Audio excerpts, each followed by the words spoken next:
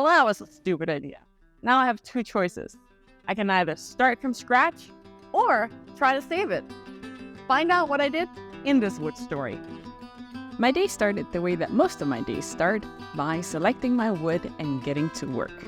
Laying it out, measuring, and deciding on where to make those first initial cuts. Am I the only one who always finds that the first cuts are always the most scary ones to make? It always seems like there's a greater opportunity to mess up. This is a project that I've been wanting to make for a long time because I bought this really cool piece of wormy maple back in, I think it was in the springtime. And it's been sitting around. I even bought bowls that's gonna go in there because this is gonna be a dog food bowl stand. And it's just been sitting there waiting for me to actually complete it. And I finally found the time now to get it done. And this is for my dog Hero, and I think he's gonna be super excited. What we've done so far is we've cut our angle. It originally looked like this. And now, ideally, what you would do is you would just take the two pieces and you would line them up like this. However, you can do that, but in this situation where we want to keep grain and do a book match, this is not the right match. This is the original side, which means that if I want to preserve this side and this side, I have to actually do a second cut, which is going to go right this way. That way, when I sound the angle, it's going to be like this, which is going to ensure these two sides match up again. Sides are done being cut, it should look like this, which will ensure you get those really nice waterfall edges. Okay, so next, I've marked it in the middle exactly. We have our bowls that we're going to be using, and we're going to center these bowls, and then we are going to make a mark around.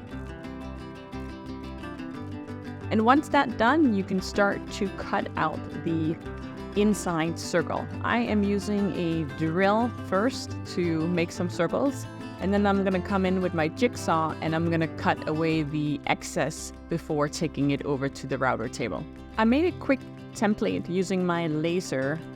This I can attach to the actual wood, and as I was attaching the template, I did have the thought in my head that there is probably too much wood inside of this template. I really need to go back and cut it out.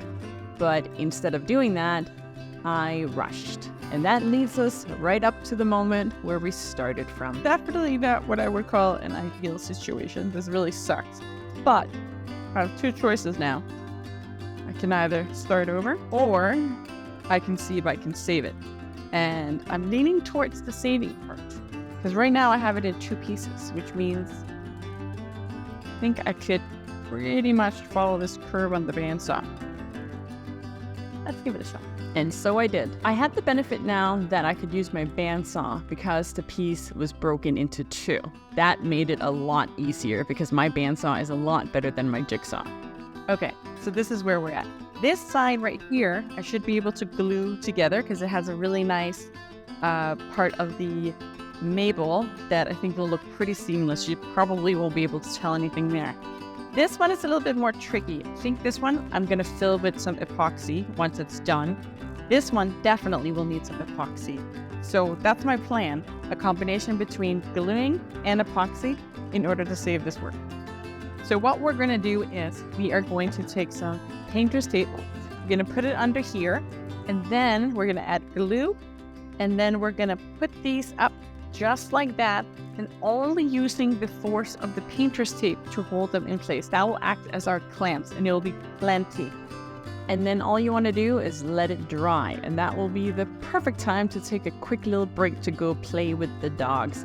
And thank you so much for following along so far and seeing how this turns out. Your support means the world to me, and it ensures that I can continue to share these fun projects with you. So please like and subscribe for more great content.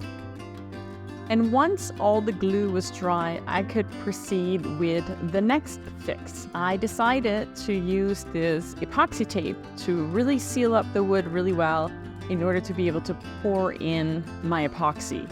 Now, I am not an expert when it comes to epoxy, so this is 100% an experiment, and I am just crossing my fingers and hoping for the best.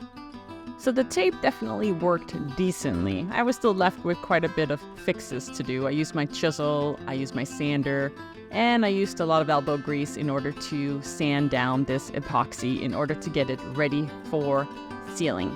Next, I used my laser to cut out a slimmer piece of wormy maple that I am planning on attaching the name of my dog to. His name is Hero, and it's just a nice little personal touch. I'm using tung oil to finish off this piece. The tung oil really brought out the nice characteristics of the wormy maple. I ended up giving it 2 coats, and then I buffed it at the end to smooth out any of the air bubbles, and it worked out really well. I then drilled some holes underneath where I attached some picture frame hooks so that my little extra name sign could hang onto. And just like that, this wood story came to an end and the dog bowl was ready to be used.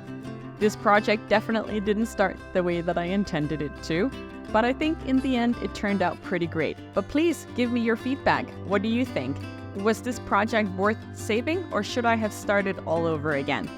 And while you're here, check out this other great video where you can learn the step-by-step process for making your own dog leash holder. Thanks for watching, and I'll see you in the next wood story.